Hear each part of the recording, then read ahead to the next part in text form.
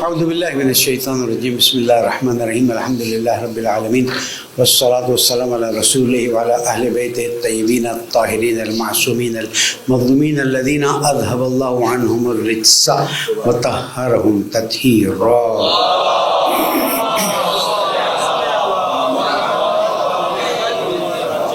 مومنین کرام السلام علیکم ورحمۃ اللہ وبرکاتہ۔ اوصیکم ونفسی بتقوی اللہ و نظم امرکم۔ پہلے اپنے آپ کو پھر آپ سب کو نصیحت وصیت درخواست تقوی اختیار کیجیے، اللہ تعالیٰ کی پرواہ کیجیے، اللہ تعالیٰ کا احترام کیجیے کہ یہی کامیابی کا راستہ ہے۔ پالنے والے عاقبت بخیر فرما، گناہوں کو معاف فرما، ہمیں بہترین عیدیاں عطا فرما۔ درود پڑھ دے محمد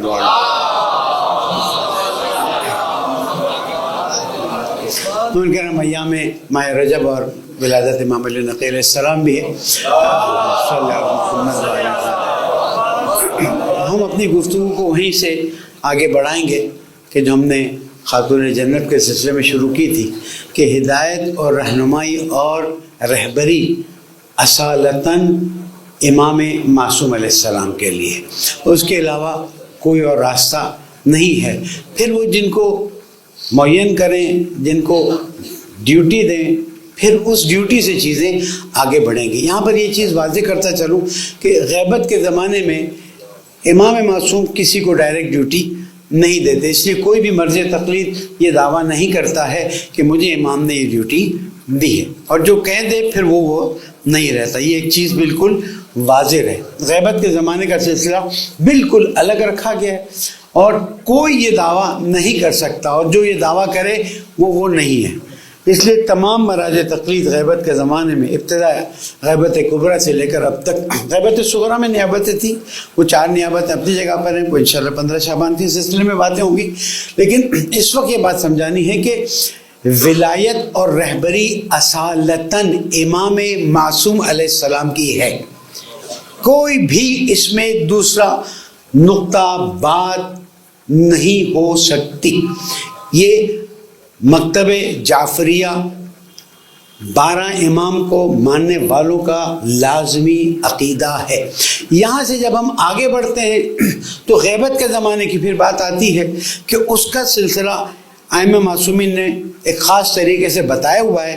اس وقت موقع نہیں ہے، اس سلسلے کو انشاءاللہ چلاتے رہیں گے اور کوشش کریں گے کہ اپنے عقائد کے بارے میں بالکل واضح بات کرتے چلیں۔ اور میں یہ بات کہہ دوں کہ میں جو بات کرنے جا رہا ہوں اس میں کسی پہ ٹونٹ نہیں ہے، کسی پہ طنز نہیں ہے، کسی کی مخالفت میں بات نہیں ہے۔ میں مکتب تشیع کو فالو کرنے والے جو چل رہے ہیں ان کے لیے بات کر رہا ہوں، یا کوئی مکتب تشیع کے بارے میں بات جاننا چاہتا ہے ان کے لیے بات کر رہا ہوں۔ اور میری بات سے اگر کہیں کوئی چیز ایسی سمجھ بھی آئے تو میں پہلے مرحلے پہ واضح کر دے رہا ہوں کہ میری گفتگو کسی کے خلاف نہیں ہے، کسی کو ٹونٹ نہیں ہے، کسی کو طنز نہیں ہے۔ درود پڑھ دیں محمد۔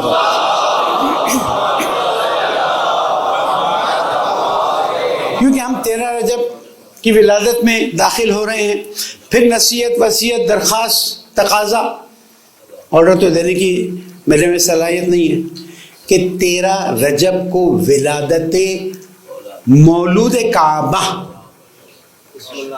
ولادت کا لفظ بھی آئے گا اور مولود کعبہ کا لفظ بھی آئے گا۔ اس کے علاوہ آپ کو استعمال کریں گے، اس کا مطلب ہے ابھی آپ کا ایمان کمزور ہے۔ میں واضح کہہ دیتا ہوں، اگر کوئی 13 رجب کو ظہور کا لفظ استعمال کرتا ہے، مجھے اس سے سوال کرنے کا حق ہے کہ یہ کون سا ظہور ہے۔ 13 رجب کو مولود کعبہ امیر المومنین علی ابن ابی طالب علیہ السلام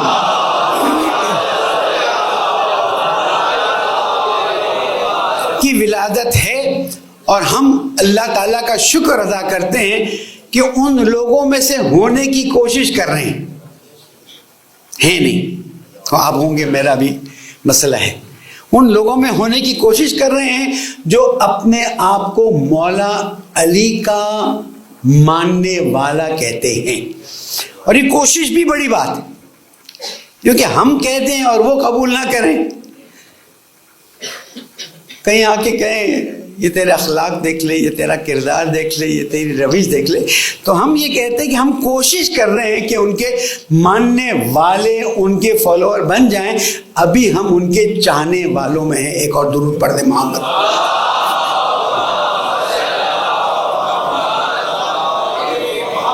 تو یہ وہ انوار قدسیہ ہیں جو اللہ سبحانہ و تعالیٰ نے رسول اکرم اور ان کے بعد مولا کائنات اور خاتون جنت اور 11 اماموں کو عطا کیے ہیں. حضور اکرم نے فرمایا کنتو نوراً والآدم بین الماء والطین. میں اس وقت بھی نور تھا جب آدم پانی اور مٹی کے مراحل میں سے گزر رہے تھے. وَأَنَا وَعَلِيٌّ مِّن نُورٍ واحد. میں اور علی ایک نور سے ہیں، اور اسی لیے مباہلہ کی بات بار بار کرتا ہوں کہ ہمارے اور آپ کے ذہنوں میں، دلوں میں، ایمان میں رسوخ کر جائے کہ تم اپنے نفس کو لاؤ، ہم اپنے نفس کو لاتے ہیں. اب یہ نفس کیا ہے؟ آپ جو ترجمہ کرنا چاہیں، آپ جو معنی لینا چاہیں، آپ جو تفسیر لینا چاہیں، آپ کی مرضی ہے. ہم کہتے ہیں جو نفس رسول ہو اس کے اندر وہی صفات ہوں گی غیر از نبوت جو رسول اکرم کے اندر موجود ہیں. اور اسی لیے فرما دیا انت منی بمنزلۃ ہارون میں موسیٰ الا انہ لا نبی بعدی. ہم نے کبھی بھی مولا کائنات کو رسول اکرم کے بعد نبی کا اعلان نہیں کیا، اور اسی لیے جنہوں نے بعد میں آ کر اور چیزوں کے دعوے کیے تو ہمارا یہ اعلان، ہمارے مکتب کا یہ اعلان کہ نبوت ختم ہو گئی، امامت شروع ہو گئی، اس بات کی دلیل ہے کہ رسول اکرم کے بعد کوئی نبی. اتنا آہستہ بولیں گے تو وہ سمجھیں گے کہ ہم رسول اکرم کے بعد کوئی نبی، اور امامت اس پہ اسٹیمپ لگا دیتی ہے. اب جب وہ نور چلا ہے تو وہ مراحل سے گزرتا ہوا وہاں تک پہنچا ہے کہ جہاں سے پھر 2 حصوں میں تقسیم ہو گیا.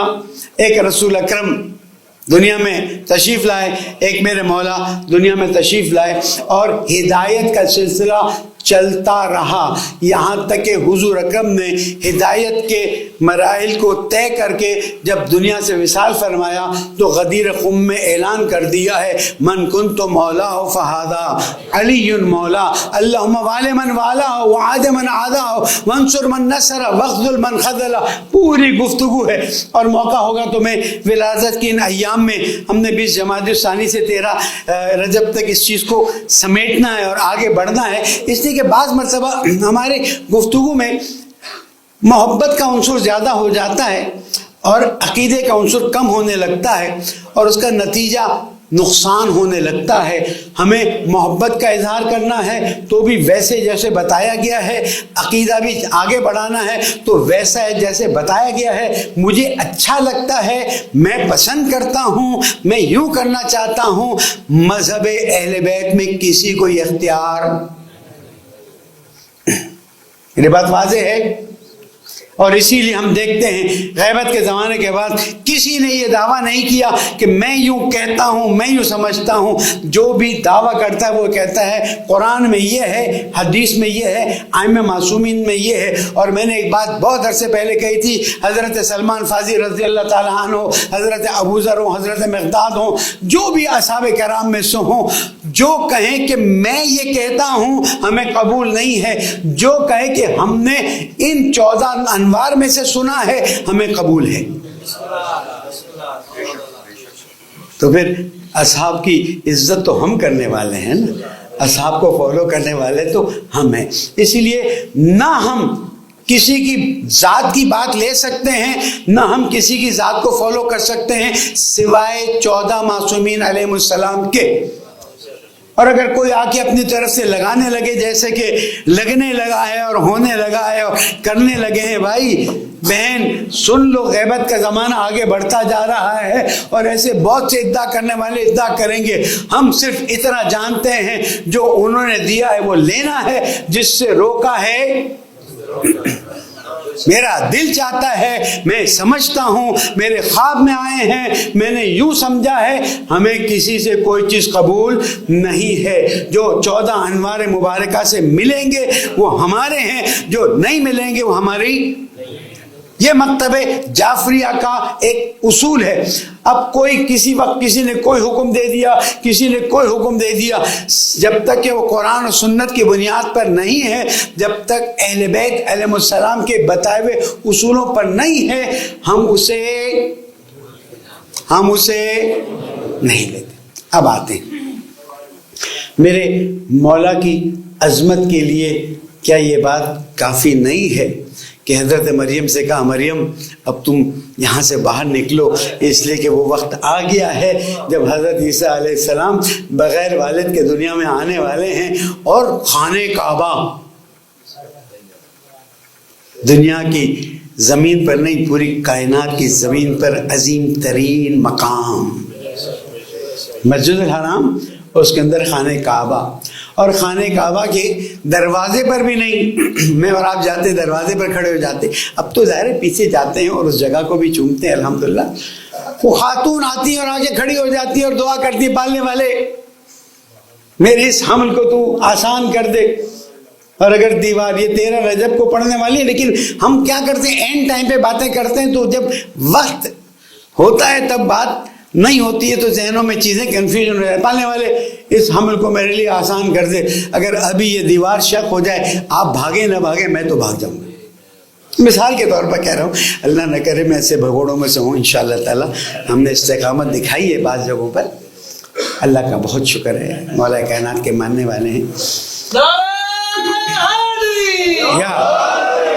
اور اب اس خاتون کے ایمان کا کیا کروں جس کے شوہر کے ایمان پر شک کیا جاتا ہے؟ وہ ڈری نہیں، وہ بھاگی نہیں، بچاؤ بچاؤ، خانہ کعبہ کی دیوار شک ہو گئی۔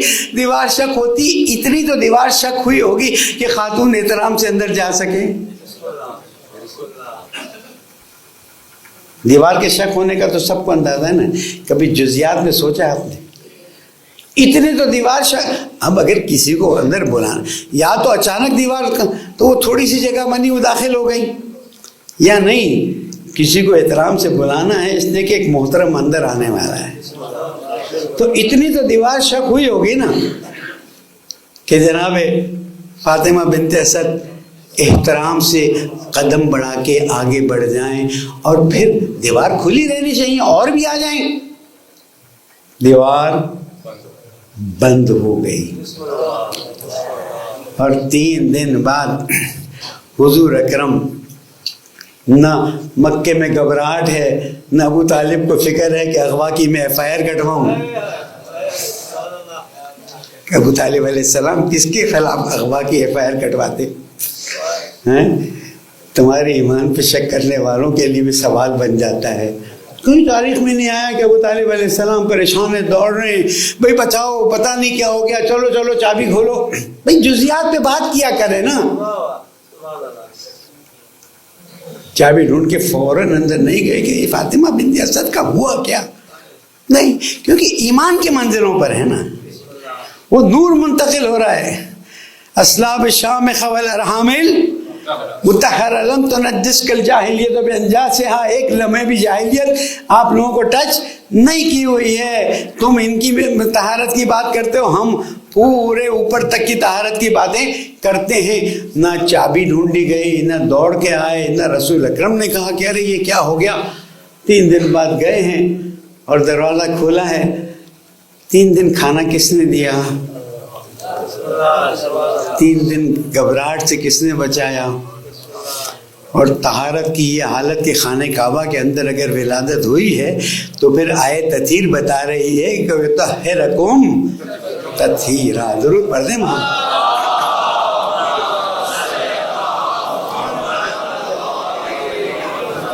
اب ظاہر ہے کہ منزلتیں بہت اونچی ہیں، ہماری ذہنیت بہت نیچی ہے، تو ہم تو اسی لیول پہ بات کریں گے نا کہ جس لیول پر ہماری سوچ ہے، اور اللہ تعالیٰ سے کہے تو معاف کر دینا، کیونکہ ان باتوں میں بھی ان کے احترام کی منزلیں ہم نہیں پہنچا سکتے۔ اب حضور اکرم نے ہاتھ میں لیا، اور ہاتھ میں لینے کے بعد میرے مولا نے آنکھیں کھولی اور اس کے بعد جو واقعہ وہ آپ سب کو پتہ ہے. سوال یہ پیدا ہوتا ہے جس کی اتنی عظمت ہو اس کا کیا مقام ہوگا؟ تم کس سے کمپیر کرتے ہو؟ سمجھ آئی میں کہاں لا رہا تھا؟ تم کس سے مقابلہ کرتے ہو؟ تم اپنے ممبر پر بیٹھ کر فضائل بیان کرنے کے بجائے ان کے مرتبے کو نیچے کیوں لاتے ہو؟ تم کچھ نہیں کر سکتے تو پورے عشروں کے عشر نہج البلاغہ بیان کر دو تاکہ پتہ چلے خانہ کعبہ میں آنے والا، رسول اکرم کے ہاتھ میں آنکھ کھولنے والا، بت پرستی سے ہمیشہ دور رہنے والا کتنے نور کے موتی بکھیر رہا ہے. ہم نہیں سمجھتے ہیں.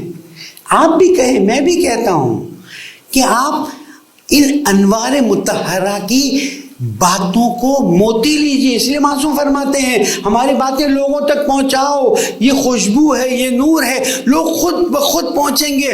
ہم آ کے ایسی باتیں کرتے ہیں. ابھی دیکھیے گا 13 رجب آ رہا ہے نا، پتہ نہیں کیوں میرے اللہ نے مجھے سوچایا کہ وہی جناب خاتون جنت کی اور کیا کہتے ہیں ہدایت کی باتوں کو آگے بڑھاؤ تاکہ جزیات لوگوں کو محسوس ہوں اور پتہ چلے کہ یہ وہاں پر ہے جہاں تک کوئی اور پہنچنے کا سوچ بھی، پہنچنا تو دور ہے، سوچ بھی نہیں سکتا. اس کے باوجود اگر وہ کہتے ہیں میں نے 25 سال صبر کیا، اس طرح کے آنکھ میں شیطیر اور گلے میں کانٹا، تو اب اس عظیم ہستی پر ہونے والی آنے والی مشکلات کو سمجھنے کی کوشش کرنی ہوگی اور ہمیں ان کا ساتھ دینا ہوگا. پالنے والے علی والا بننے کی توفیق عطا فرما، میرے مولا کی عظمت کو سمجھنے کی توفیق عطا فرما. جو ہم ممبروں سے کوتاہی کرتے ہیں انہیں معاف فرما. پالنے والے میرے پیارے ملک کو امن کا گہوارہ بنا. پالنے والے ہماری عاقبت بخیر فرما. پالنے والے قیامت تک ہماری نسلوں کو علی والا بننے کی توفیق عطا فرما. 14 معصومین کی اطاعت کی توفیق عطا فرما. مرحومین کی مغفرت فرما. بیماروں کو شفا کامل عطا فرما. پالنے والے عید کا زمانہ ہے، وہ عید ہے جس کا تو اہل ہے.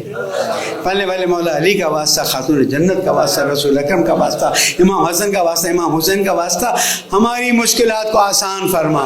میرے پیارے ملک پاکستان کو امن کا گہوارہ بنا. زمانے کے امام کے زور میں تاجیل فرما. بسم اللہ الرحمن الرحیم. والعصر ان الانسان لفی خسر الا الذین آمنوا وعملوا الصالحات وتواصوا بالحق وتواصوا بالصبر. صدق اللہ العلی العظیم.